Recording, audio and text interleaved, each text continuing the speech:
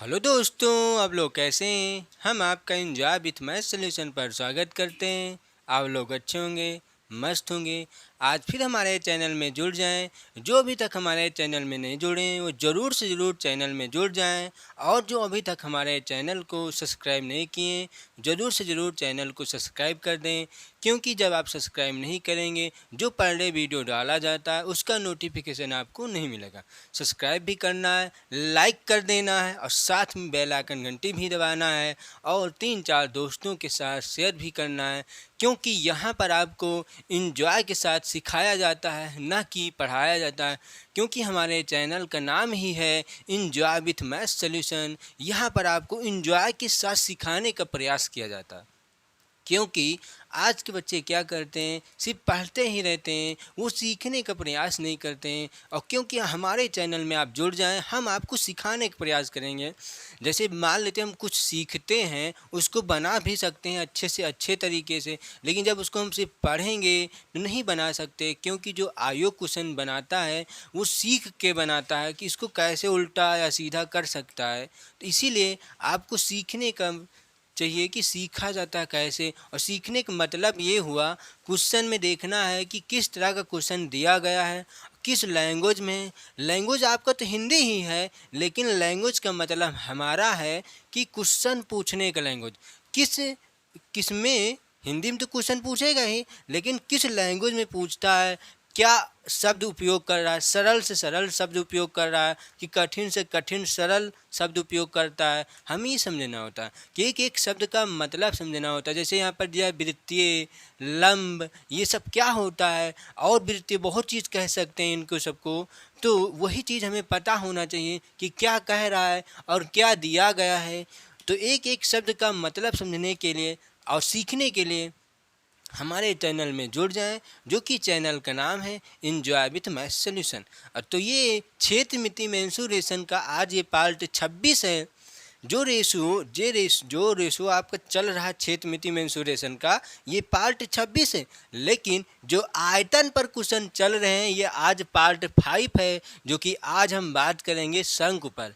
शंकु से किस तरह के क्वेश्चन किस एग्ज़ाम में पूछे जाते हैं उस पर हम चर्चा करेंगे कि कौन सा क्वेश्चन किस एग्ज़ाम में पूछा गया है और किस लेवल में है और किस लैंग्वेज में दिया गया है। तो इसको कैसे लगाना है हम आपको एकदम बेहतर से बेहतर समझाएंगे, वो भी अच्छे से। हम शॉर्टकट भी निकाल सकते हैं, 1 सेकंड या 2 सेकंड में इसका आंसर हम दे सकते हैं, लेकिन आपके समझ में नहीं आएगा। क्यों?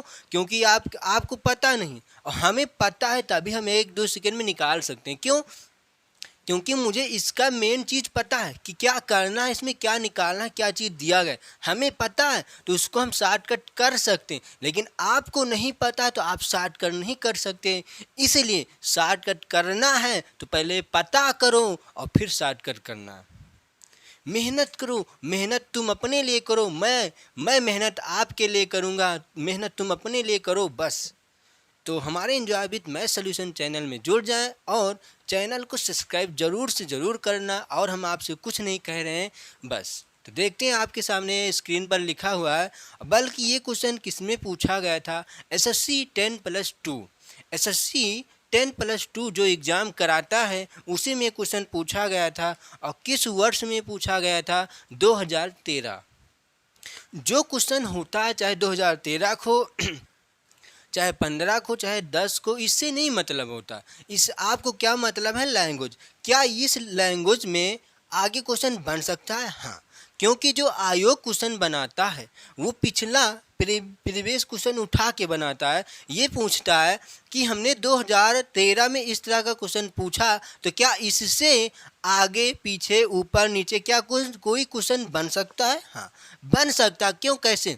ये क्या कह रहा है, ऊंचाई के लंब वृत्तीय शंकुओं के व्यासों का अनुपात दिया गया है, तो यहाँ पर त्रिज्याओं का अनुपात दे सकता है। एक क्वेश्चन बना नहीं, एक क्वेश्चन तो आपके सामने दिख रहा है, लेकिन एक क्वेश्चन हम यहाँ से और बना सकते हैं। कैसे?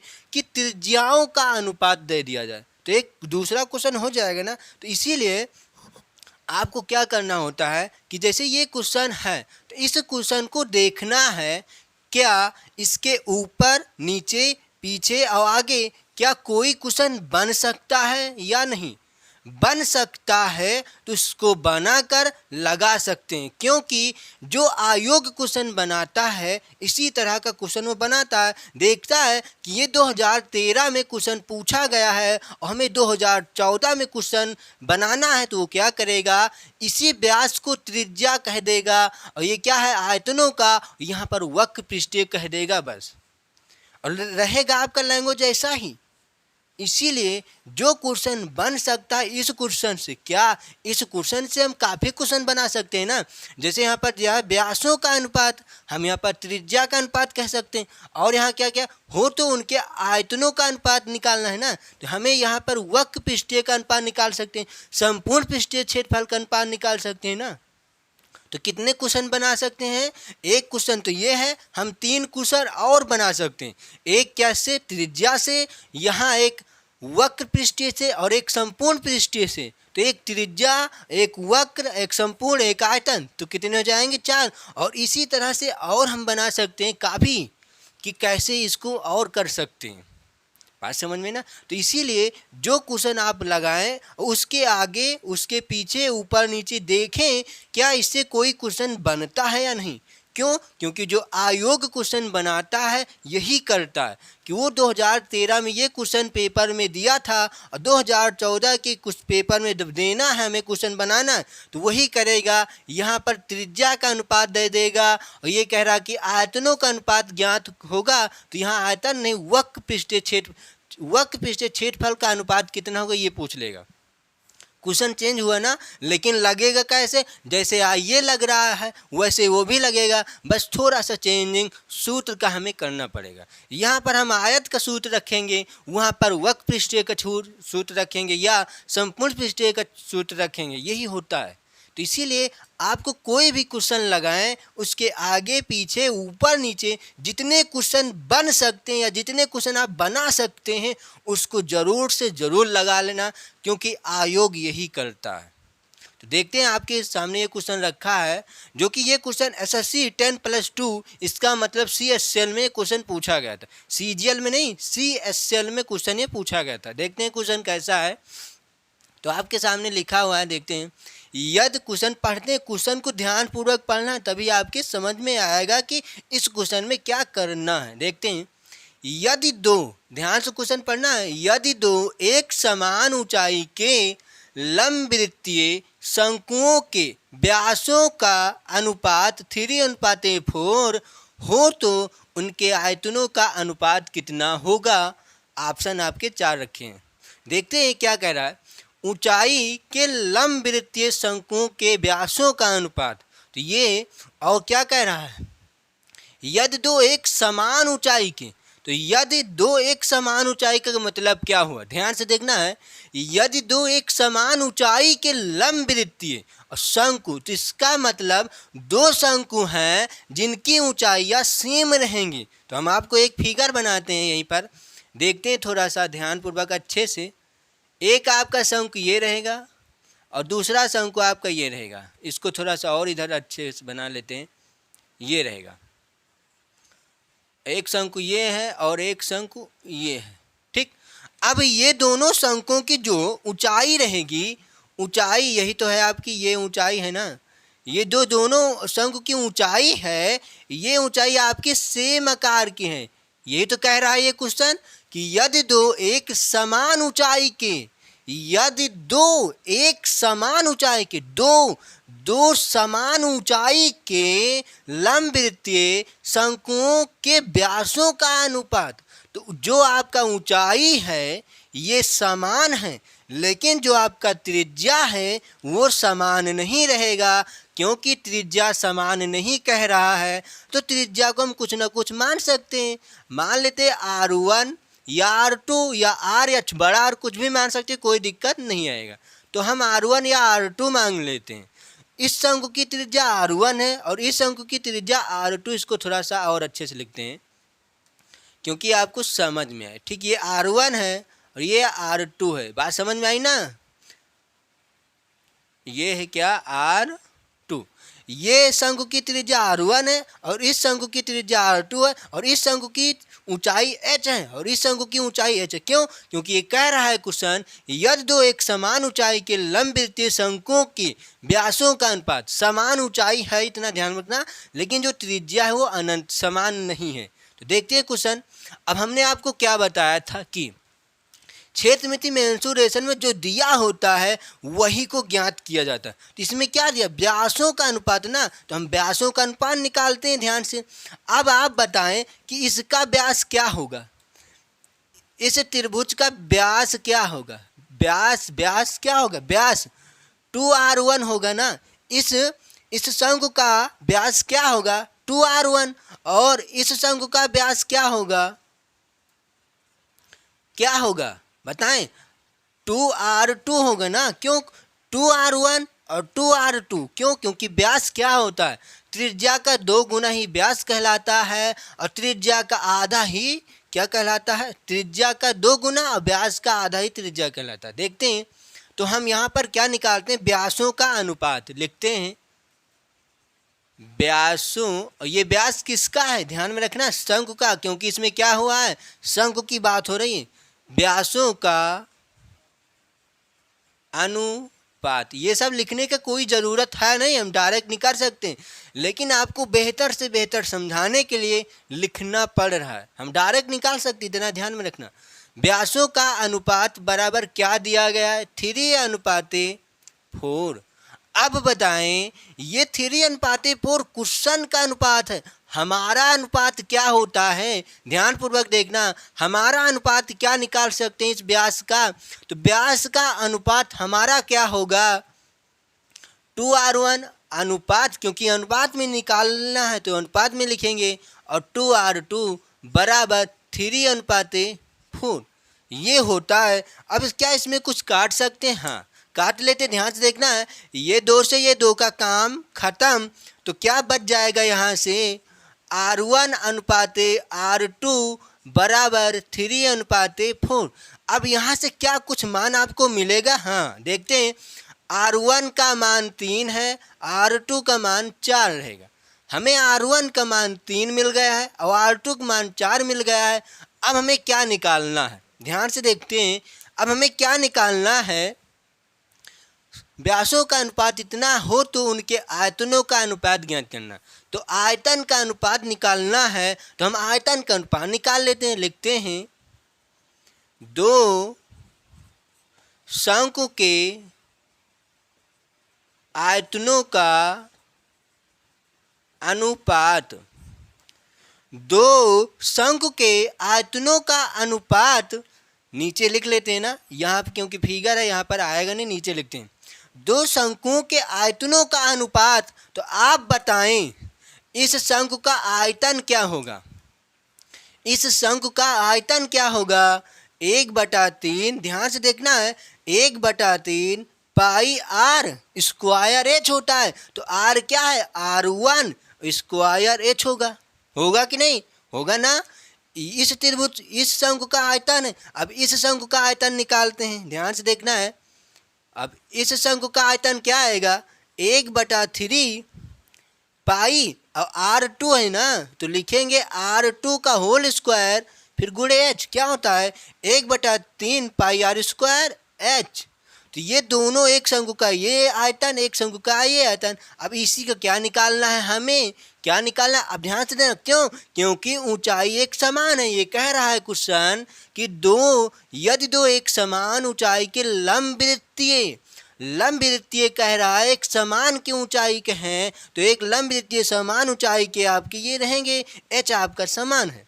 तो यहाँ पर लिखते हैं, इसको निकालते हैं। 1 क्या है आपका? 1/1/3 पाई R1 का होल स्क्वायर गुणे h। क्या है? अनुपात में निकालना है ना, क्योंकि क्या लिखा है? 2 शंकु के आयतनों का अनुपात। तो अनुपात 1/3 पाई R2 का होल स्क्वायर गुणे h। अब ध्यान से देखते हैं, क्या यहाँ पर कुछ कटेगा? जो कटता है उसको काट देते हैं। 1/3 से 1/3 का काम खत्म, पाई से पाई का काम खत्म, एच से एच का काम खत्म, तो आपका क्या बच रहा है? R1 का होल स्क्वायर अनुपाते R2 का होल स्क्वायर। अब हमें R1 और R2 का मान पता है, तो R1 का मान क्या रखेंगे हम? 3 का स्क्वायर अनुपाते R2 का मान क्या है? 4 का स्क्वायर। तो 3 का स्क्वायर क्या आएगा? 9 हो जाएगा अनुपाते, और 4 का स्क्वायर क्या हो जाएगा? 16। तो 9 अनुपाते 16 क्या निकालना था? उनके आयतनों का अनुपात। तो ये क्या आया है? आयतनों का अनुपात यही तो होगा। तो यही क्या हो जाएगा? आपका आंसर, जो कि कहाँ पर ऑप्शन इसका सही है? 9 अनुपाते 16, सी ऑप्शन इसका सही दिया गया है। ये क्वेश्चन एसएससी 10+2, इसका मतलब एसएससी HCL में क्वेश्चन पूछा गया था। तो ये क्वेश्चन हो चुका है, आंसर भी आ चुका है, आपको बेहतर से बेहतर समझाया गया है। देख सकते हैं क्या चीज़ इसमें निकाला गया है। तो मान लेते हैं यहाँ पर हम अनुपात लगा देते हैं। चलो ये अनुपात, तो इन दोनों शंकुओं का अनुपात निकालेंगे तो सभी में अनुपात निकाल सकते हैं। इन दोनों का अनुपात और फिर इन दोनों का अनुपात, समझ में आई ना? इसका इसके साथ, इसका इसके साथ, इस शंकु का शंकु के साथ, समझ में आई ना? तो ये क्वेश्चन हो चुका है। अब हम बात करते हैं नेक्स्ट क्वेश्चन की। अब ये क्वेश्चन देखते हैं कि ये क्वेश्चन कैसा है। क्वेश्चन को हम ध्यानपूर्वक पढ़ेंगे कि कैसा क्वेश्चन इसको हम लगाना है, क्या इसमें दिया है, क्या निकालना है। और ये क्वेश्चन किस में पूछा गया था? एसएससी CPO में। किसमें? CPO में। किसमें? एसएससी CPO एग्ज़ाम में ये क्वेश्चन पूछा गया था, बल्कि किस में? 2019 में। बात समझ में आई ना? एसएससी CPO एग्ज़ाम में 2019 में ये क्वेश्चन पूछा गया था। तो देखते हैं ये क्वेश्चन कैसा है, इसको लगाते हैं हम। ध्यानपूर्वक देखना है, एक एक चीज़ यहाँ पर समझते हैं, क्या दिया गया, क्या निकालना, कैसे। देखते हैं, पढ़ते हैं क्वेश्चन को। क्वेश्चन को ध्यानपूर्वक पढ़ना, तभी आपके समझ में आएगा इसमें क्या करना है। देखते हैं, एक ठोस लंबवृत्तीय शंकु का आयतन, क्या कह रहा है? एक ठोस लंबवृत्तीय शंकु का आयतन 600 पाई सेंटीमीटर क्यूब है और इसके आधार का व्यास 30 सेंटीमीटर है। तो शंकु का कुल पृष्ठीय क्षेत्रफल सेंटीमीटर स्क्वायर में होगा। ये कह रहा है। कुल का मतलब होता है संपूर्ण पृष्ठीय क्षेत्रफल, और वक्र पृष्ठीय क्षेत्रफल का मतलब होता है चादर का क्षेत्रफल, और संपूर्ण का मतलब होता है चादर का क्षेत्रफल प्लस वृत्त का क्षेत्रफल। क्यों? क्योंकि शंकु में एक वृत्त भी बनता है और वो चादर से बनाया जाता है। ये होता है इसका मतलब। बात समझ में आई ना? देखते हैं इसको क्या दिया है, क्या निकालना है। इसमें हमने ऑप्शन नहीं लिखा है, तो क्या इसमें हम ऑप्शन लिख सकते हैं? अभी देखते हैं थोड़ा सा, A, B और C, D। ऑप्शन लिख लेते हैं पहले। क्या आएगा इसमें? 470 पाई, 470 पाई। उसके बाद क्या है ऑप्शन? 490 पाई, 490 पाई। उसके बाद क्या है? 580 पाई, 580 पाई। उसके बाद क्या है? 480 पाई। अब आपके ऑप्शन में क्या दिख रहा है? सभी ऑप्शन में पाई पाई पाई है। इसका मतलब ये हुआ हमें पाई का मान नहीं रखना है। बात समझ में ना? तो देखते हैं क्या दिया गया है।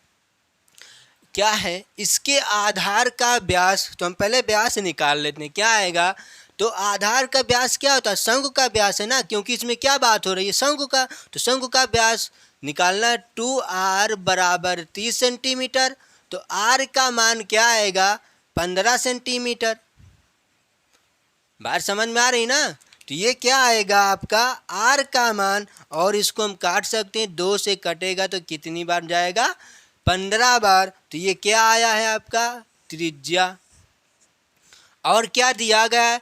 एक ठोस लंबवृत्तीय शंकु का आयतन दिया गया है। तो हमारा आयतन क्या होता है? इसको हम निकाल लेते हैं पहले। शंकु का आयतन, शंकु का आयतन बराबर, शंकु का आयतन दिया गया है क्या है? 600 पाई, 600 पाई शंकु का आयतन दिया गया है। और हमारा आयतन क्या होता है? 1/3 पाई r स्क्वायर h बराबर 600 पाई दिया गया। क्यों? क्योंकि ये आयतन तो ये आयतन, दोनों आयतन क्या हो जाएगा? बराबर। तो यहाँ से देखते हैं क्या कुछ मान निकल सकता है। देखते हैं क्या है। आर का मान हमें मालूम है, तो यहाँ से हम क्या निकाल सकते हैं? एच का मान। तो एच का मान हम यहाँ पर निकालते हैं, देखते हैं क्या आएगा इसका मान। 1/3 पाई का मान रखते हैं 22/7 गुणे पाई का मान रखते हैं 22/7 गुणे आर का मान क्या है? 15 गुणे 15 गुणे एच बराबर 600 पाई। तो देखते हैं क्या ये पाई का मान 22/7 क्यों नहीं रखना? हमने रख दिया तो इसको अभी मिटा देंगे, क्योंकि इधर पाई है तो हम पाई से पाई काट भी सकते हैं और पाई का मान 22/7 भी होता है, ऐसे भी काट सकते हैं। देखते हैं ये 22/7 क्या है? एक पाई है, तो पाई से ये वाला पाई का काम खत्म। ध्यान से देखना, नहीं समझ में आया तो इसको हम पाई बना देते, नहीं आप नहीं समझ पाएंगे कि ये 22/7 कहाँ से काट दिया गया है। तो ये क्या आएगा आपका? पाई। तो इसको काटते हैं, पाई से पाई का काम खत्म हो जाएगा। अब देखते हैं क्या बच रहा है हमारा। 15 है, 15 तो इसको काटते हैं। 15 एक कम 15, ध्यान से देखना है। 15 एक कम 15 और 15 चौको क्या होता है? 60। 15 चौको 60 और 15 शून्यम शून्य। तो क्या बचेगा यहाँ से? 15 शून्यम शून्य और यहाँ क्या बच रहा है? 15। अब इसको क्या करना है? 5 से काट सकते हैं ना। 5 ताई 15, ध्यान से देखना, 5 ताई 15 और 5 अट्ठे 40। तो क्या बचेगा? 5 अट्ठे 40 और ये क्या है? 3। तो इस 3 से ये 3 का काम खत्म। तो इस 3 से इस 3 का काम खत्म। तो इधर क्या बच रहा है? क्या बच रहा है? एच बच रहा है। तो एच बराबर इधर क्या बच रहा है? 8। तो ऊंचाई क्या निकल के आया आपका? 8 सेंटीमीटर। अब हमें क्या निकालना है? शंकु का कुल पृष्ठीय क्षेत्रफल। तो यहाँ पर लिखते हैं हम शंकु का कुल पृष्ठीय क्षेत्रफल। देखते हैं इस डिब्बे में लिखते हैं शंकु का कुल। ध्यान पूर्वक देखना है तभी आपको समझ में आएगा इसमें क्या कर रहे हैं। शंकु का कुल पृष्ठीय क्षेत्रफल। शंकु का कुल पृष्ठीय क्षेत्रफल क्या होता है आपको मालूम होगा। हम लिखते हैं यहीं पर शंकु का क्षेत्र कुल पृष्ठीय। कुल कह रहा ना, तो कुल का मतलब सब लेते हैं। इसका मतलब जो वक्र का क्षेत्रफल है उसके बाद जो नीचे वृत्त बनता। क्यों? क्योंकि शंकु कैसा बनता, ध्यान से देखना है। हम आपको समझा देते हैं पहले। ये क्या है? आपका एक शंकु है। तो शंकु का वक्र का मतलब क्या होता है? वक्र जो एक ये वक्र होता है ना, जो चादर बना होता है, ये वक्र होता है ना। तो ये जो चादर का है ये वक्र है, और साथ में नीचे क्या बनाएगा? ये एक वृत्त बनाएगा ना। तो शंकु के वक्र में वृत्त का क्षेत्रफल जोड़ देते हैं तो संपूर्ण पृष्ठीय क्षेत्रफल निकलता है। इतना ध्यान में रखना, ठीक। तो देखते हैं इसको हम मिटा सकते हैं ना। अब समझ में आया होगा क्या निकालना है। संपूर्ण का मतलब होता है पूरा, जितना उसके अंदर जगह हमें मिलेगा पूरा निकालना है। तो देखते हैं क्या होता है संपूर्ण पृष्ठीय क्षेत्रफल। इसको थोड़ा सा और ऊपर लिखते हैं। पाई आर, ध्यान से देखना है, पाई आर ब्रैकेट में एल प्लस आर। क्यों? क्योंकि जब वक्र के क्षेत्रफल में जोड़ते हैं वृत्त का क्षेत्रफल तो पाई आर स्क्वायर जोड़ देना है तो आपका आंसर आ जाता है। और इसी तरह से हम सूत्र का निर्माण भी करते हैं। सूत्र कभी रटा नहीं जाता है, क्योंकि बच्चे क्या रटते हैं इस सूत्र को, तो रटना नहीं है। शंकु के वक्र पृष्ठीय क्षेत्रफल में वृत्त का क्षेत्रफल जोड़ देंगे, आपका संपूर्ण पृष्ठीय क्षेत्रफल निकलता है। तो देखते हैं कैसा आएगा ये क्वेश्चन। तो ये क्या आया। अब इसमें देखना है कि क्या हमें मालूम है क्या नहीं। पाई तो सब में ऑप्शन में है, तो मैं पाई का मान रखना नहीं है। आर का मान मुझे मालूम है, लेकिन एल का मान नहीं मालूम है। तो एल क्या होता है?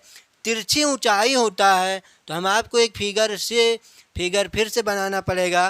तो यहाँ पर हम आपको फिगर पहले बनाते हैं, थोड़ा सा समझते हैं फिर से। ये क्या है? आपका एक शंकु है, ठीक। और शंकु में क्या क्या चीज होता है? शंकु में एक ऊंचाई भी होता है और त्रिज्या भी होता है और तिर्यक ऊंचाई भी होता है।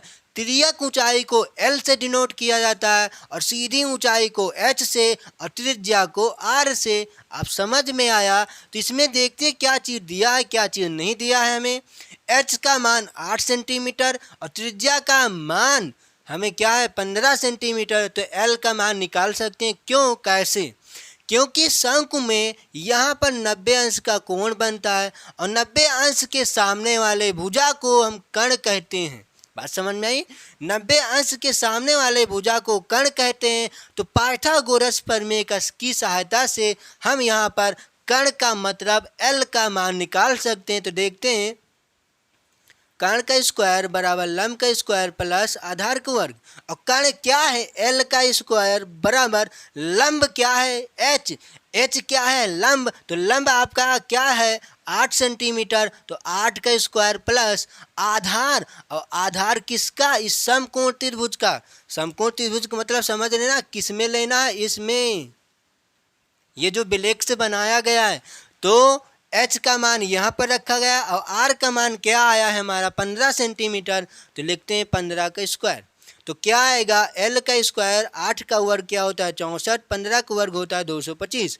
अब इसको जोड़ेंगे तो क्या आएगा? ध्यान से देखना है, 6 में 5 जोड़ेंगे तो क्या आएगा? 6 5 11 के 1 हासिल 1 आएगा। फिर उसके बाद 2 में क्या है 16 है ना, क्या आएगा? 64 आएगा ना, 8 टाइम 64 होता। अब देखते हैं, 5 4 9 हो जाएगा और 6 में 2 जोड़ेंगे 7 1 8 हो जाएगा और ये क्या आएगा? 289।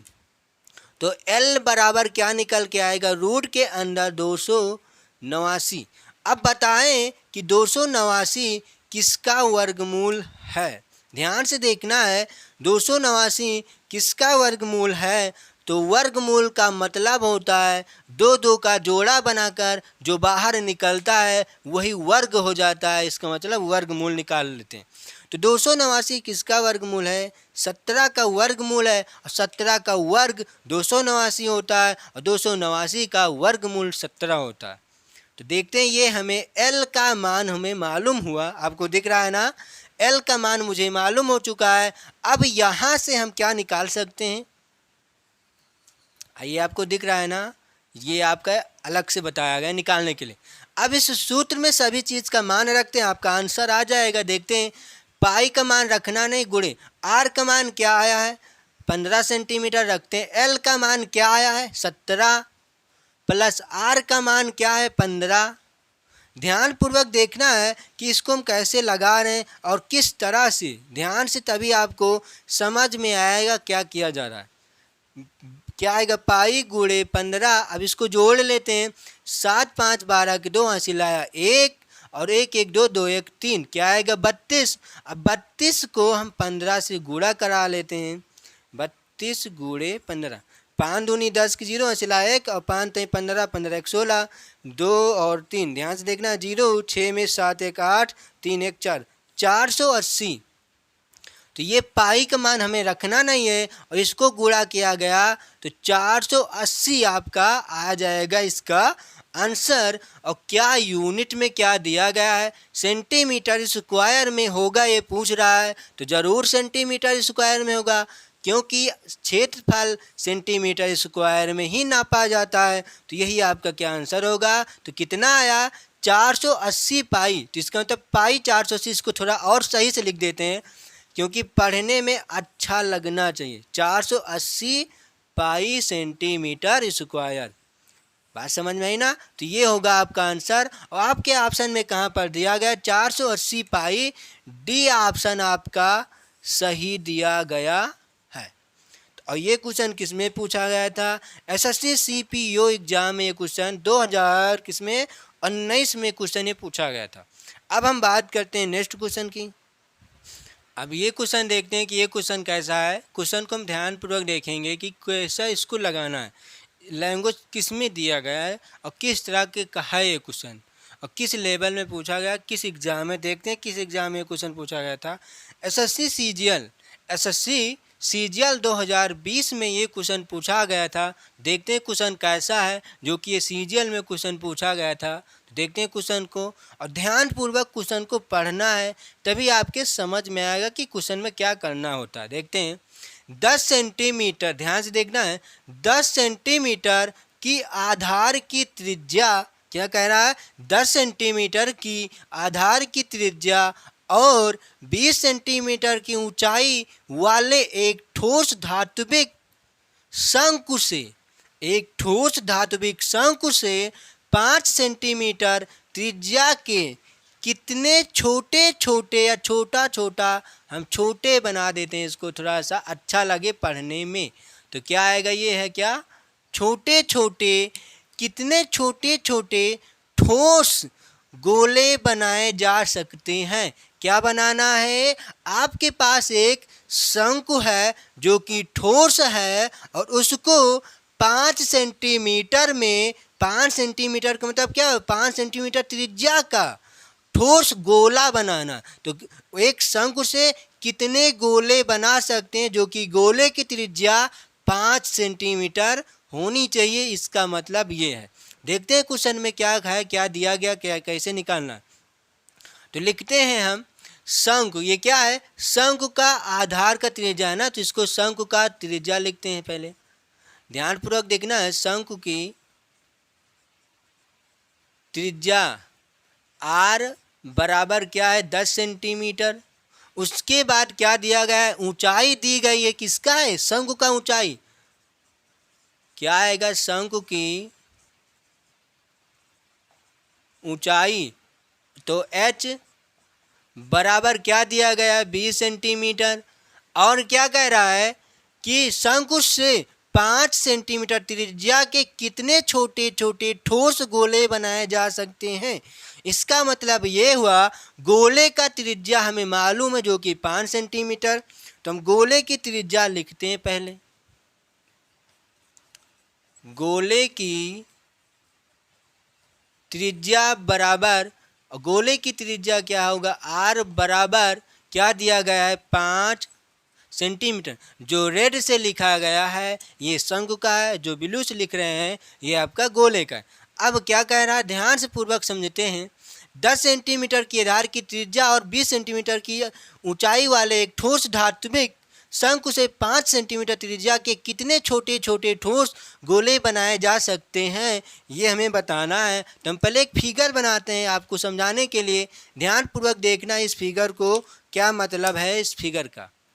जैसे ये है आपका क्या, एक शंकु है, एक क्या है ये शंकु। तो शंकु में क्या क्या होता है, ऊंचाई होता है, तिर्यक ऊंचाई होता है और आर भी होता है, त्रिज्या भी होता है ना, त्रिज्या होता है, ऊंचाई होता है, तिर्यक ऊंचाई होता है। अब देखते हैं वृत्त भी है, चादर भी है, बहुत चीज़ होते हैं ना। अब देखते हैं ये क्या कह रहा है कि 5 सेंटीमीटर, और जो कि ये क्या है, ठोस है, पूरा जगह ठोस है, इसमें खोखला नहीं। शंकु क्या होता है, एक जोकर की टोपी जानते हैं ना, जो किस में पहना जाता है, बर्थडे में।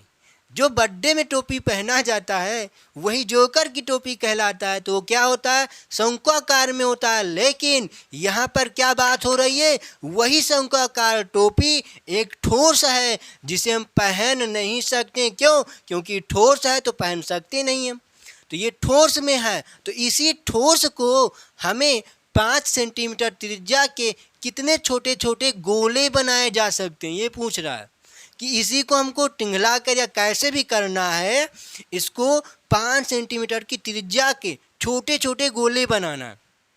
तो बाई चांस मान लेते हैं हम एक इसमें बनाते हैं, ध्यानपूर्वक देखना। तो ये क्या है, जब ठोस है, जब ठोस है तो आयतन में तो होता है। आयतन क्या होता है, जो जितना जगह घेरता है वही आयतन कहलाता है। तो ठोस है तो पूरा जगह फुल है ना, पूरा जगह फुल है तो ठोस है। जब ठोस है तो आयतन है हमारा। तो जब इसमें आयतन है, अब दूसरा फिगर बनाते हैं, समझाते हैं आपको, ध्यान से देखना। जैसे एक फिगर और हमने ये बनाया, ये समझाने में समय थोड़ा लग रहा है लेकिन आपके समझ में ज़रूर से ज़रूर आएगा। लेकिन कब, जब आप समझने का प्रयास करेंगे तब। देखते हैं क्वेश्चन को। ये क्या है, एक ठोस है, तो मान लेते ठोस है तो ये आपका लाइन नहीं दिखेगी। समझ में आई ना बात। जैसे कुछ ठोस होता है तो क्या ये लाइन पीछे वाला नहीं दिखेगा ना आपको, तो इसको थोड़ा सा और सही से बना लेते हैं। ये है आपका एक शंकु। और बल्कि ये ठोस है, तो इसमें क्या है, पूरा ये क्या आएगा, आयतन है ना। जब आयतन है, इसके अंदर पूरा आयतन भरा है, और ये कह रहा है कि 5 सेंटीमीटर त्रिज्या के कितने छोटे छोटे ठोस गोले बनाए जा सकते हैं। तो ध्यानपूर्वक देखना, तुम बाई चांस मान लेते इसमें हमें एक गोला बनाया, और जो कि इसकी त्रिज्या क्या है, 5 सेंटीमीटर। आपको क्या दिख रहा है, आपको इसमें क्या दिख रहा है, जो गोला हमने इसमें बनाया वो गोला क्या दिख रहा है, उसी आयतन में क्या छुप गया ना। तो इसका मतलब क्या हुआ, इस गोले का आयतन इसमें आयतन के बराबर हो सकता है कि नहीं, होगा ना। क्या इस गोले का आयतन, क्यों, क्योंकि जो इसमें शंकु का गोला बनाया जाएगा उसके आयतन के बराबर हो रहा। क्यों, क्योंकि इस गोले का आयतन और शंकु का आयतन दोनों बराबर होगा। क्यों, क्योंकि जगह ही उतना घेरेगा जितना गोले का आयतन होता है। बात समझ में आई ना। जैसे गोला मान लेते इतना बड़ा है, गोला इतना बड़ा, तो जहाँ पर इसको आप रखेंगे जितना जगह घेरेगा वही तो आयतन निकलता है। तो इसमें एक गोला रखा शंकु में, तो जितना जगह घेरेगा वो आयतन बनेगा ना। तो जितने गोले रखेंगे, जितना गोला मान लेते 5 गोला इसमें रखेंगे, तो वो 5 गोला क्या करेंगे, आयतन घेरेंगे ना। वो 5 गोला आयतन घेरेंगे ना। तो इसका मतलब क्या हुआ, शंकु का आयतन बराबर बने छोटे छोटे गोले का आयतन बराबर कर सकते हैं, और इसी से हम निकालेंगे इस क्वेश्चन का आंसर।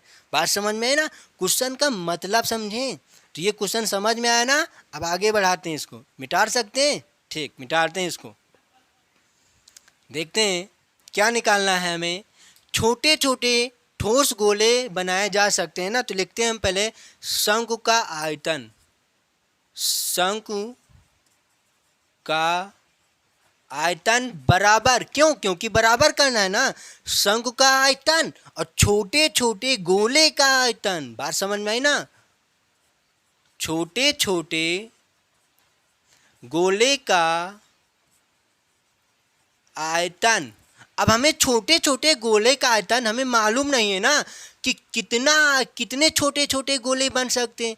1 गोला बन सकता है कि 3 गोला बन सकता है कि 10 गोला बन सकता है कि 1000 गोला इससे बना सकते, नहीं मालूम ना। तो कुछ मान लेते हैं कितने गोले बना सकते हैं, 1 गोला, या मान लेते हैं x गोला बना सकते हैं। जब x गोला बनाएंगे तो एक गोले का आयतन, एक गोले का आयतन, इसका मतलब x के बराबर, x के साथ रखेंगे ना। क्योंकि जैसे एक गोले का आयतन जितना होगा वो 2 गोले का आयतन निकालना, तो आयतन में 2 से गुणा करते हैं ना। तो 2 से गुणा करने के लिए हमने x माना है कि गोले की संख्या x है, और आयतन उसी में गुणा करा लेते हैं। ध्यान से देखना आगे तो क्या आएगा। अब शंकु का आयतन क्या होता है, 1/3 पाई आर स्क्वायर एच बराबर, ध्यानपूर्वक देखना है, 1/3 पाई आर स्क्वायर एच। और हमने छोटे छोटे गोले को क्या माना, x, कुछ भी मान सकते हैं, x, y, a, b, c, d, n, m, कुछ भी मान सकते हो, कोई दिक्कत नहीं है। बस आपको पता होना चाहिए कि ये क्या है, छोटे छोटे गोलों की संख्या कि कितनी गोले बन सकते हैं, ये है। अब एक गोले मान लेते x गोला बन रहा, तो एक गोले का आयतन लिखना पड़ेगा ना इसी में। क्यों, क्योंकि अभी हमने आपको क्या समझाया, गोले का आयतन और शंकु के आयतन के बराबर होगा। तो क्या होगा, अब आप बताएं कि गोले का आयतन क्या होता है, 4/3 पाई आर स्क्वायर क्यूब होता है, स्क्वायर नहीं होता, क्यूब होता है। 4/3 पाई आर क्यूब होता है ना। क्या होता है, 4/3 पाई आर क्यूब। ये क्या होता है, एक गोले का आयतन। तो x गोले का आयतन क्या होगा, x गुणे 4/3 पाई आर क्यूब। अब इसी में क्या हमें मालूम है, क्या निकालना, देखते हैं क्या चीज़ है। अब ध्यान से देखना है कि ये पाई है, ये भी पाई है। तो क्या पाई से पाई काट सकते हैं, कट जाएगा। और ध्यान से देखना, अब आपको हमने क्या बताया था, 2 भिन्नों के बीच जब बराबर का निशान होता, ध्यान से देखना, 2 भिन्नों के बीच जब बराबर का निशान होता है तो नियम क्या होता है, नियम क्या होता है, ये क्या है आपका 12 रख लेते हैं, ठीक। 2 भिन्नों के बीच जब बराबर का निशान होता है तो नियम क्या कहता है कि सामने सामने संख्या काटी जाती है और जो बचता है उसको कैंची गुणा किया जाता है। तो क्या इसमें कुछ कटेगा? ध्यान से देखना कैसे, सामने सामने काटना है, इसको इससे और इसको इससे। तो यह 2 से 2 पंचे 10 कटेगा ना, ये 3 से और 3 चौक 12 कटेगा ना। अब जो बचता है उसको कैंची गुणा, 4 एकम 4 और 5 एकम बराबर 4 बराबर 5 आंसर। तो देखते हैं इसी तरह से इसको भी हम लगाएंगे। कुछ समझ में आया इससे हमने क्या इसको क्यों बताया? क्योंकि यहाँ पर अभी हमें काटना है, इसीलिए वहाँ पर बताया गया आपको। तो देखते हैं क्या काटेंगे। क्या 1/3 और 4 क्या है 3, तो इस 3 से इस 3 का काम खत्म कर सकते हैं ना, जैसे अभी हमने आपको समझाया। तो इस 3 से इस 3 का काम खत्म। अब देखते हैं क्या बच रहा है। आर का स्क्वायर गुणे एच बराबर बच रहा है एक्स गुणे ये वाला 4 बच रहा है गुणे आर का क्यूब बच रहा है। अब जो जो मान पता है इसमें रखते हैं। अब हमें आर का क्या मालूम है ना कि क्या आर, क्या ये किसका आर है? शंकु का। तो शंकु की त्रिज्या क्या है? 10 सेंटीमीटर। तो 10 का स्क्वायर 10 गुणे 10, स्क्वायर क्यों नहीं कर रहा हूँ? क्योंकि काटने में सरल हो जाएगा। गुणे एच क्या है? ऊंचाई, शंकु की ऊंचाई क्या दिया है? 20 सेंटीमीटर बराबर एक्स, एक्स का मान हमें मालूम नहीं है क्योंकि एक्स का ही तो मान निकालना है ना। तो गुणे 4 गुणे आर का क्यूब, इसका मतलब क्या है? गोले का क्षेत्र, गोले का क्या त्रिज्या, गोले की त्रिज्या 5 सेंटीमीटर है। तो 5 गुणे 5 गुणे 5, क्यूब नहीं कर देना, नहीं तो आप काटने में दिक्कत हो सकती है। इसीलिए आप ध्यान से देखना क्या कुछ कट रहा है, काटते हैं क्या आएगा। 4 एकम 4 और 4 पंचे 20, ध्यान देखना 4 एकम 4 और 4 पंचे 20 और 5 एकम 5 और 5 एकम 5, काम खत्म। अब क्या बच रहा है? 5 एकम 5 और 5 दूनी 10, फिर काटेंगे 5 एकम 5 5 दूनी 10। इधर क्या बच रहा है? कुछ नहीं बच रहा है ना आगे। देखते हैं इधर क्या बचता है। अब 2 दूना 4 4 एकम 4 बराबर इधर x एकम x, x एकम x, x एकम x, क्या बचेगा? x। तो x क्या हमने माना था? x माना था कि छोटे छोटे गोलों जो काटा जा रहा है, जो बनाया जा रहा है, वो गोले की संख्या। तो कितनी गोले बना सकते हैं? 5 सेंटीमीटर त्रिज्या की 4 गोले आप बना सकते हैं। यही होगा क्या आपका आंसर। और जो कि आपके ऑप्शन में कहाँ पर दिया गया है, क्या है? डी ऑप्शन, सॉरी डी नहीं क्योंकि 4 आया ना, तो आपका सी ऑप्शन इज द सही करेक्ट दिया गया। ध्यान से देखना तभी आपको समझ में आएगा, एक एक चीज़ इसमें लिखा गया है। और ये क्वेश्चन किसमें पूछा गया था? एसएससी सीजीएल 2020 एग्जाम में ये क्वेश्चन पूछा गया था। तो क्वेश्चन हो चुका है। अब हम बात करते हैं नेक्स्ट क्वेश्चन की। अब ये क्वेश्चन देखते हैं कि ये क्वेश्चन कैसा है। क्वेश्चन को हम ध्यानपूर्वक पढ़ेंगे। और ये वाला क्वेश्चन किस एग्जाम में पूछा गया था?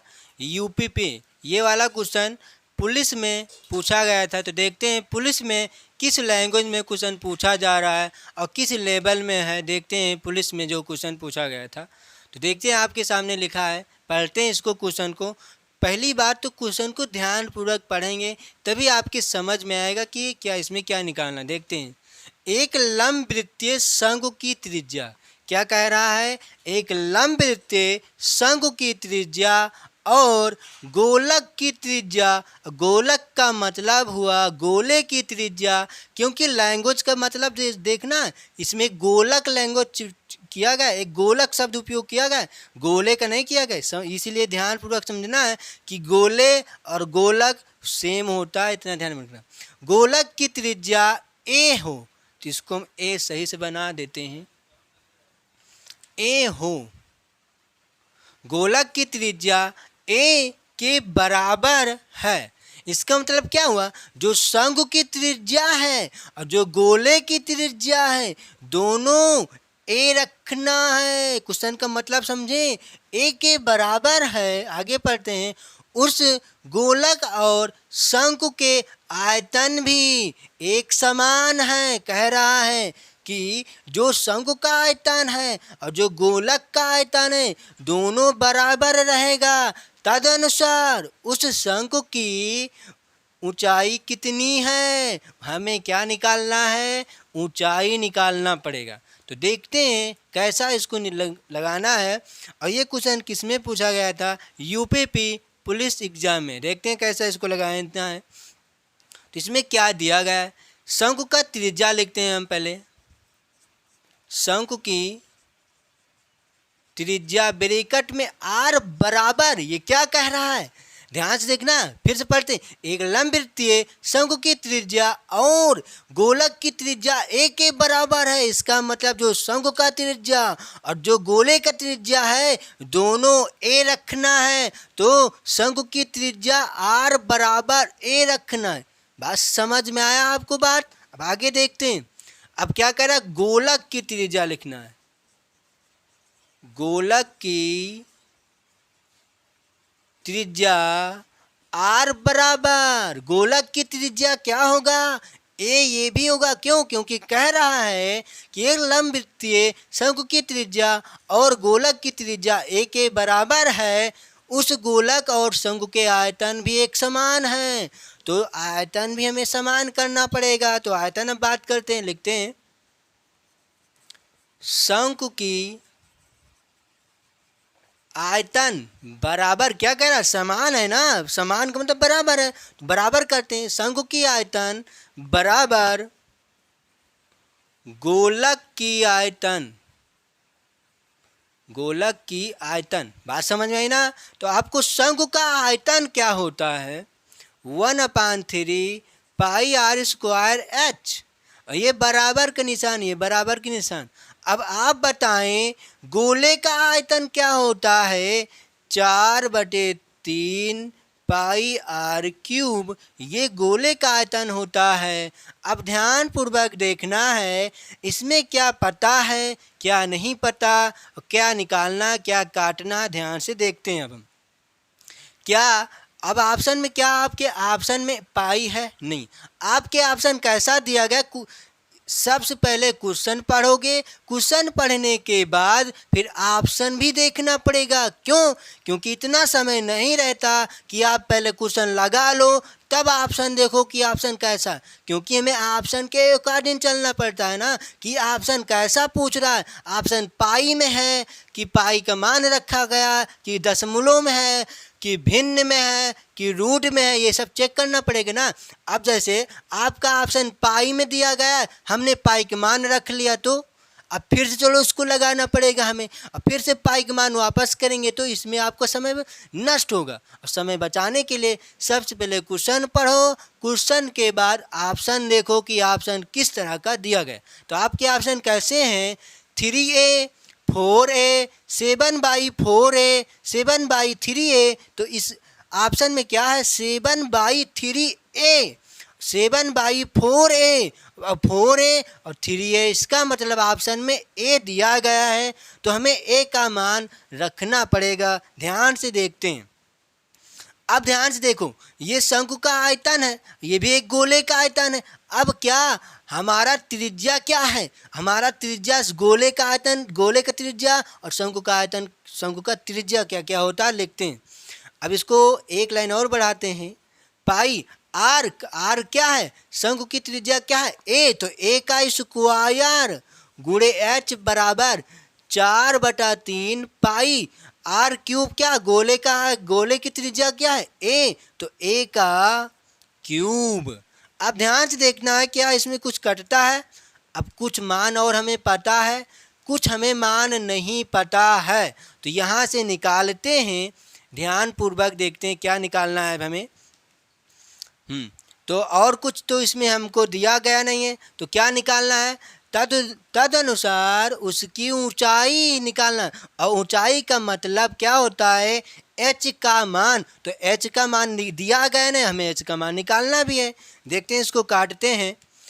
पाई से पाई का काम खत्म, इस 3 से इस 3 का काम खत्म, तो क्या बच रहा है? ध्यान से देखना है, क्या बच रहा है यहाँ पर?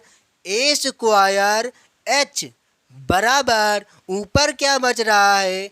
4 और ए क्यूब बच रहा है। यही तो बच रहा है ना आपका। ध्यान से देखना है, क्या बच रहा है? ए स्क्वायर और 4A क्यूब है ना। अब ध्यान से देखना है, क्या इसमें कुछ काट सकते हैं कि नहीं? काट सकते हैं ना, कैसे? ध्यान से देखना है यहाँ पर। तो क्या काटेंगे हम? ये 4a² से a³ कट सकता है ना, क्यों? क्योंकि दोनों त्रिज्या क्या कह रहा था? दोनों त्रिज्याएं समान है, तो a² बराबर, जैसे a² बराबर a³ दिया गया है, तो a² से a³ का काम खत्म, तो a बचेगा। समझ आई ना बात? तो यहाँ पर हम काट सकते हैं, ध्यान से देखना कैसे। a² का a² कटेगा किससे? a³ से, इस क्यूब का काम खत्म। थोड़ा सही से इसको लिखते हैं, ये क्यूब था, अब इसको क्या करना है? काट देना। तो क्या बचेगा यहाँ से आपका? h बराबर क्या बच रहा है? 4 और a क्या बच रहा है? h बराबर 4a। तो क्या आपके ऑप्शन में 4a दिया गया है? हाँ दिया गया है। अब हमें हल नहीं करना, देखते हैं आपका आंसर यही हो जाएगा, क्योंकि आगे नहीं करना कुछ। तो क्या आएगा? h बराबर 4a, यही हो जाएगा आपका ऑप्शन सही। तो ऑप्शन इसमें कौन सा सही होगा? बी ऑप्शन सही है, जो कि बी ऑप्शन में 4a दिया गया है। तो क्वेश्चन समझ में आया कि क्वेश्चन में को कैसे लगाना है। तो इसको, ये क्या था आपका? रफ कार है, इसको मिटा सकते हैं हम, तो इसको हम मिटा देते हैं। समझ में आई ना बात? तो ये आपका h बराबर, क्योंकि क्या कह रहा था? इसकी ऊंचाई कितनी है ना, तो ऊंचाई कितना रहेगा? 4a centimetre. क्योंकि सेंटीमीटर में कुछ दिया नहीं है तो हम भी नहीं लिखेंगे, यूनिट जो दिया होता है, जैसे त्रिज्या a दिया है, बस सेंटीमीटर की बात करता है तो हम सेंटीमीटर में देते, बात समझ में ना? तो कुछ नहीं दिया तो हम भी कुछ नहीं देंगे, ठीक? तो यही आपका क्या हो जाएगा? आंसर। अब हम बात करते हैं नेक्स्ट क्वेश्चन की। अब ये क्वेश्चन देखते हैं कि ये क्वेश्चन कैसा है। क्वेश्चन को हम ध्यानपूर्वक देखेंगे, तभी आपको समझ में आएगा कि इस क्वेश्चन में क्या करना है। और ये क्वेश्चन किस एग्ज़ाम में पूछा गया था? यूपीपी, इसका मतलब पुलिस में, उत्तर प्रदेश पुलिस में ये क्वेश्चन पूछा गया था। तो देखते हैं कि उत्तर प्रदेश पुलिस में किस लैंग्वेज में, किस शब्द पर ये क्वेश्चन पूछ रहा है। ध्यान से देखना, तभी आपको समझ में आएगा। और एक एक शब्द का मतलब देखेंगे। देखते हैं, यदि किसी, ये था क्या है? किसी, यदि किसी शंकु के, ध्यान से देखना है, यदि किसी शंकु के आधार का अर्ध व्यास 2 गुना कर दिया जाए तथा उसकी ऊंचाई में कोई परिवर्तन ना किया जाए, तो नए शंकु के, क्या कह रहा है? परिवर्तन ऊंचाई में नहीं करना, लेकिन अर्ध व्यास में परिवर्तन किया गया है। तो नए शंकु के आयतन का, नए शंकु के आयतन का प्रारंभिक शंकु के आयतन से अनुपात होगा। क्वेश्चन समझ में आया? तो देखते हैं क्या इसमें क्या दिया गया है। शंकु के आधार का अर्ध व्यास 2 गुना कर दिया जाए। यहीं पर थोड़ा सा बात समझने की बात है, देखते हैं कैसे। अर्ध व्यास का मतलब क्या हुआ यहाँ पर? ये क्या कह रहा है कि अर्ध व्यास, और अर्ध व्यास क्या होता है? त्रिज्या। यहीं पर त्रिज्या ना लिखकर लैंग्वेज क्या उपयोग कर रहा है? अर्ध व्यास का। अर्ध व्यास ही त्रिज्या कहलाता है, इतना ध्यान में रखना। यहीं पर त्रिज्या दे देता तो आपको पता हो चल जाता कि त्रिज्या होता है, लेकिन अर्धव्यास दिया है तो बच्चे समझ नहीं पाएंगे कि अर्धव्यास क्या होता है। अर्धव्यास का मतलब क्या हुआ, क्या दिया क्या नहीं दिया, नहीं समझ पाएंगे ना। क्यों? क्योंकि वो पढ़े नहीं है, उस बात समझे नहीं है, उस शब्द का मतलब नहीं जानते, तब नहीं समझ पाएंगे। तो हम आपको बताते हैं कि अर्धव्यास का मतलब हुआ त्रिज्या। तो ये क्या कह रहा है? अर्धव्यास 2 गुना कर दिया जाए तथा, तो देखते हैं, निकालते हैं हम यहाँ पर। तो लिखते हैं शंकु का अर्धव्यास। क्यों? क्योंकि शंकु में का बात हो रहा है ना। शंकु का क्या निकालना है? अर्ध, क्या लिखना है? अर्धव्यास ना, अर्धव्यास। शंकु का अर्धव्यास, और अर्धव्यास क्या होता है? त्रिज्या। अर्धव्यास क्या होता है? त्रिज्या। और त्रिज्या क्या कह रहा है? त्रिज्या को क्या कह रहा है? ये ध्यान देखना है। अर्धव्यास 2 गुना कर दिया जाए। तो अर्धव्यास का मतलब हुआ त्रिज्या को 2 गुना करना है, तो 2r हो जाएगा। समझ में आई बात? तो आगे और क्या है, और क्या दिया गया है, ये क्या है, ये नया क्या था, ये नया, ये शंकु का अर्धव्यास क्या है, नया है, और शंकु का त्रिज्या क्या होता है, पुराना, आर होता है। तो लिखते हैं शंकु का त्रिज्या आर बराबर आर ही होगा। क्यों? क्योंकि ये पुराना त्रिज्या है। अब इसी त्रिज्या को ये कह रहा था कि अर्धव्यास को 2 गुना किया जाए। तो अर्धव्यास का मतलब होता है त्रिज्या ही, और त्रिज्या को 2 गुना किया गया तो 2r होता है। अब आगे पढ़ते हैं, आगे क्या करना है, ऊंचाई में कोई परिवर्तन ना किया जाए। ऊंचाई में कोई परिवर्तन आपको नहीं करना है, ना किया जाए। तो नए शंकु के, ध्यान से देखना है, नए शंकु के आयतन का, नए शंकु के, यहीं से मतलब आप समझें, ये के और ये का और ये से और ये के का मतलब समझे, तभी आप आंसर इसका दे पाएंगे। नहीं तो इसका ऑप्शन भी वैसा रहता है, उल्टा भी रहेगा, सीधा भी रहेगा, आपका आंसर गलत हो सकता है। फिर देखते हैं, नए शंकु के आयतन का प्रारंभिक शंकु के आयतन से। तो ये जो प्रारंभिक शंकु का आयतन है, क्या है, प्रारंभिक का मतलब क्या होता है, जहाँ से स्टार्ट किया जाता है। और शंकु का आयतन कहाँ से स्टार्ट होता है, कहाँ से, शुरुआत से। और शुरुआत का मतलब त्रिज्या क्या होता है, आर से। और तो नया त्रिज्या क्या होगा, 2r। क्यों? क्योंकि यहाँ पर कह रहा था कि अर्धव्यास को 2 गुना कर दिया जाए। क्यों? क्योंकि जब शुरुआत में जो होता है उसी को तो 2 गुना करेंगे। जब आपके पास कुछ है ही नहीं है तो आपको क्या करना है, 2 गुना, कुछ नहीं ना। लेकिन ये है, इसका मतलब है इसमें, तो आयतन से अनुपात होगा। तो इसका मतलब जो से लगा है, जिसके साथ से लगेगा वो नीचे आता है, और जिसके साथ का लगता है वो भी नीचे आता है। समझ में आई बात? तो देखते हैं, निकालते हैं यहीं पर। तो क्या निकालना है, आयतन की बात हो रही ना, तो आयतन का अनुपात तो निकालते हैं। तो क्या है, नए शंकु का आयतन, लिखते हैं नए शंकु का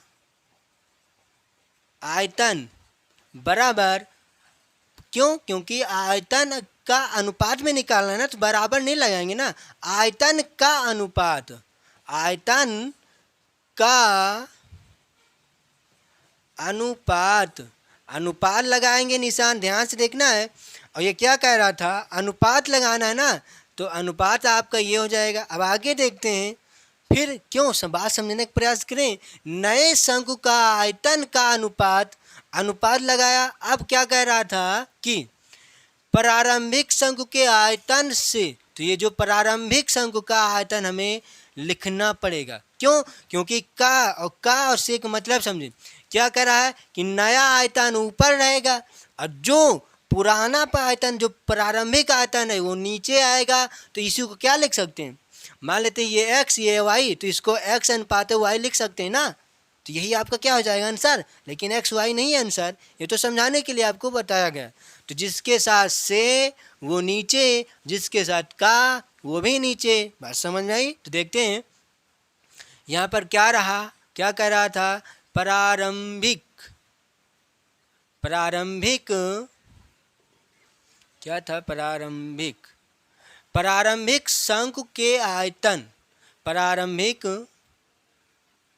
शंकु के आयतन का अनुपात क्या है, नए आयतन का, ध्यान से देखना, नए शंकु का आयतन का अनुपात, अनुपाते, इसको थोड़ा सा कलर में चेंज कर देते हैं। क्या है, ये आपका जो ब्लैक से लिखा गया है ये अनुपात का निशान है, अनुपात, प्रारंभिक शंकु के आयतन का अनुपात। अब देखते हैं तो नए शंकु का आयतन क्या होता है, पहली बात तो 1/3 पाई आर स्क्वायर एच, और पाई आर स्क्वायर एच, तो क्या है, पाई अब यहाँ समझें, 1/3 पाई आर स्क्वायर एच होता है, ये शंकु का आयतन है। अब ये नया पुरान की बात नहीं अभी कर रहे हैं, ये शंकु का आयतन। अब नए शंकु का आयतन क्या होगा? क्यों? क्योंकि नए शंकु का त्रिज्या क्या है? 2r। तो यहाँ पर त्रिज्या क्या रखेंगे हम? 2r का स्क्वायर। बात समझ में आई ना? तो 1/3 पाई 2r का होल स्क्वायर गुणे h अनुपाते। और h क्या है? क्योंकि क्या कह रहा है? ऊंचाई में कोई परिवर्तन आपको नहीं करना है। तो देखते हैं आगे, 1/3 2r का होल स्क्वायर गुणे h अनुपात का निशान आगे बढ़ाते हैं। प्रारंभिक शंकु के आयतन, इसका मतलब जो पुराना शंकु का आयतन होगा वो क्या होगा? 1/3 पाई आर स्क्वायर एच होगा ना। क्यों? क्योंकि एच में कोई परिवर्तन नहीं करना है, तो यही होगा। अब ध्यान से देखना, क्या इसमें कुछ कटेगा? क्यों? क्योंकि अनुपात में है तो काट भी सकते हैं। क्यों? क्योंकि अनुपात का मतलब ही होता है भाग या बटा कह सकते हैं। बात समझ में आई ना? देखते हैं। और क्यों? क्योंकि आपके ऑप्शन में सिर्फ पॉइंट क्या है? अनुपात में दिया गया, पाई वाई है नहीं है, तो हम पाई नहीं रखेंगे, तो पाई को काट सकते हैं ना। तो पाई को काटते हैं, ध्यान से देखना। पाई से पाई का काम खत्म, और 1/3 से 1/3 का काम खत्म, h से h का काम खत्म। क्यों? क्योंकि h क्या है? ऊंचाई दोनों एक समान है, ऊंचाई में कोई परिवर्तन नहीं करना, तो शंकु की ऊंचाई h होता है, इसीलिए h काट दिया गया। तो क्या बच रहा है आपका? अब इसको क्या कर सकते हैं? निकाल सकते हैं ना। क्या आएगा? ध्यान से देखना है। 2 का स्क्वायर क्या हो जाएगा? 4, और r का स्क्वायर क्या होगा? r का स्क्वायर। अनुपात के नीचे अनुपात, इधर क्या बच रहा है? r का स्क्वायर। अब बताएं, अब आपको बताना क्या? r के क्या ये r का स्क्वायर, ये अनुपात फिर r के स्क्वायर, तो काट सकते हैं। हाँ, काट सकते हैं। r के स्क्वायर से r का स्क्वायर काम खत्म, तो क्या बच जाएगा? 4 अनुपाते। और इधर क्या होता है?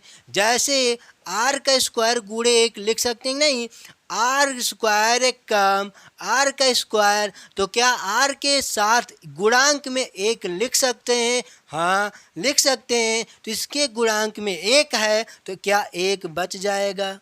तो हमें यही तो कह रहा था निकालने के लिए, कि क्या कह रहा था? ना किया जाए तो नए शंकु के आयतन